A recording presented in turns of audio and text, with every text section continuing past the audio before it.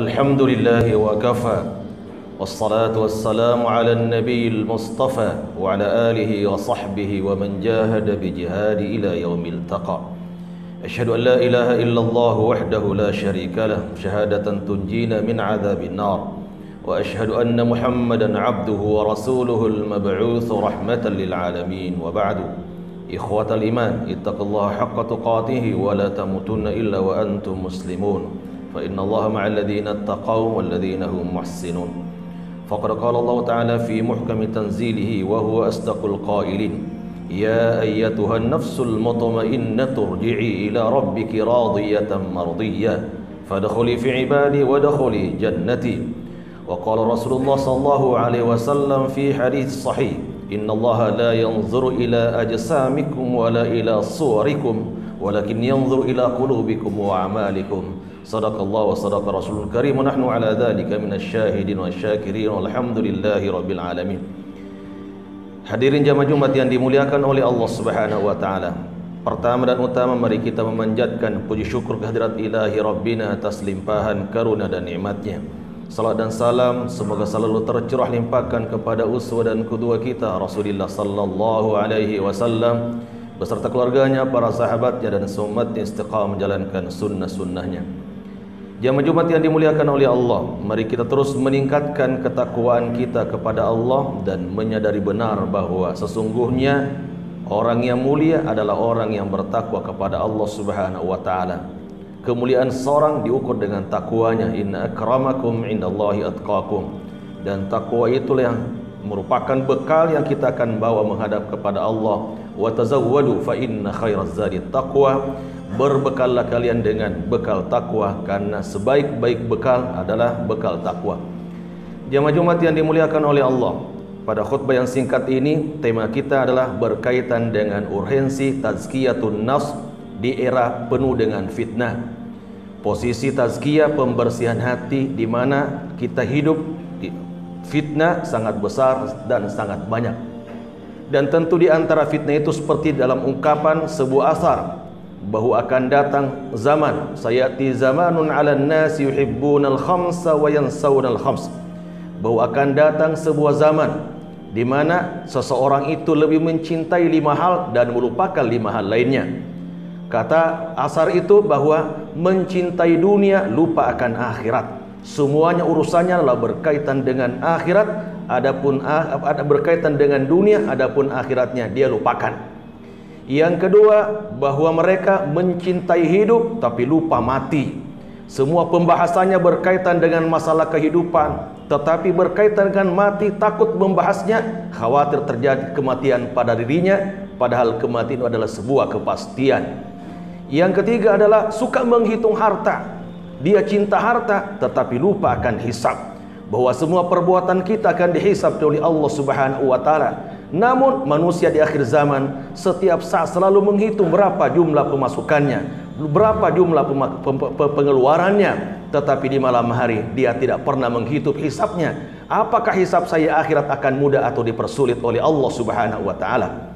Yang keempat adalah bahwa mereka mencintai rumah, mencintai gedung, tetapi melupakan kuburan. Bahwa gedung-gedung selalu direnovasi supaya menjadi indah, tampil indah. Rumah-rumahnya selalu direnovasi supaya tampil indah, tetapi kemudian melupakan kuburannya. Padahal rumah itu adalah tempat pertama kita hidup di atas permukaan bumi ini.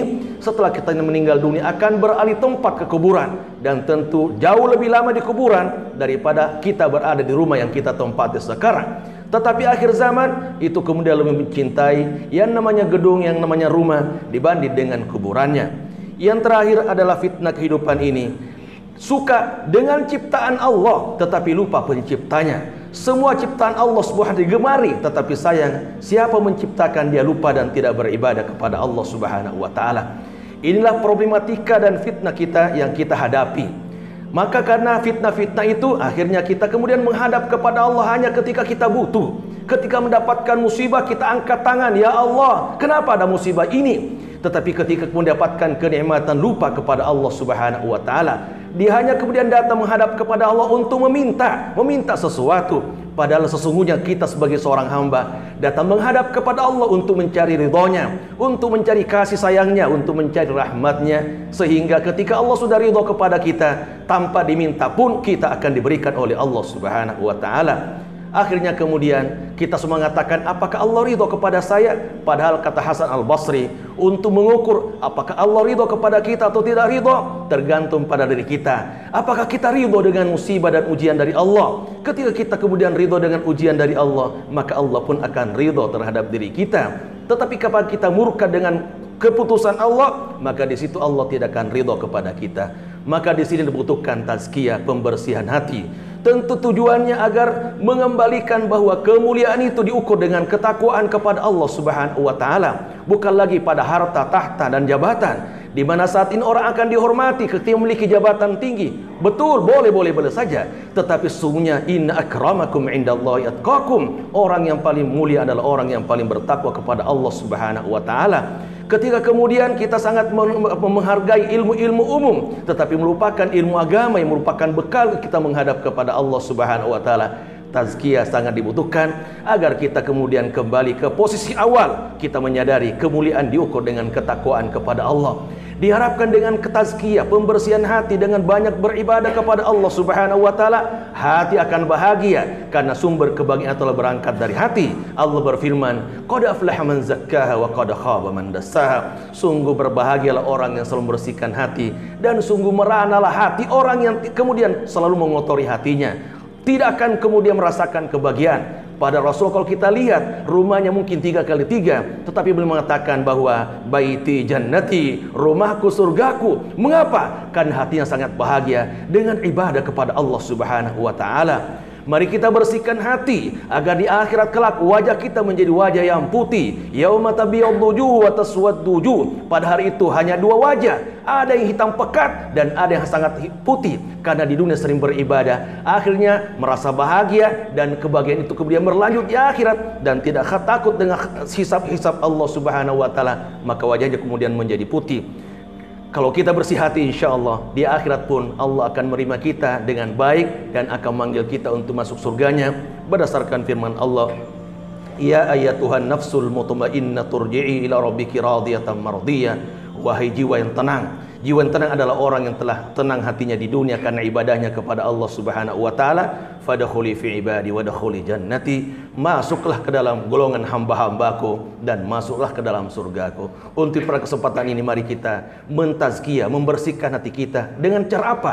Dengan memperbanyak membaca Al-Quran. Quran itu adalah obat. Maka ketika kita kemudian mengetahui bagaimana kemudian menggunakan obat itu, maka insya Allah hati kita akan semakin bahagia. Ya ayyuhan nasu qad ja'atkum mau'izatun min rabbikum wa shifaa'un lima fis sudur. Wahai manusia, telah datang kepadamu Al-Quran yang merupakan obat hati. Maka mari kita menggunakan Al-Quran sebagai obat hati dan betul-betul menyadari bagaimana dan memahami bagaimana cara menggunakan Quran sebagai obat. Ketika kita gelisah, maka bacalah surat Fussilat. Ketika kita banyak berutang, bacalah surat Al-Baqarah. Ketika kita kemudian banyak masalah-masalah dalam keluarga, bacalah surat An-Nisa dan seterusnya. Bagaimana kita menggunakan Al-Quran, disitulah dibutuhkan kemudian pendalaman terhadap Al-Quran, dan disitulah kita dianjurkan untuk terus belajar agama agar kita bahagia dunia dan selamat akhirat. Semoga Allah Subhanahu wa ta'ala memberikan kepada kita hati yang tenang, hati yang bahagia, dan sepanjang hayat kita selalu merasa tenang dan bahagia, sehingga di akhirat pun insya Allah kita akan merasakan kebahagiaan dan ketenangan, dan kita akan berjumpa dengan wajah-wajah putih, wajah-wajah orang beriman, dan kita akan bersama mereka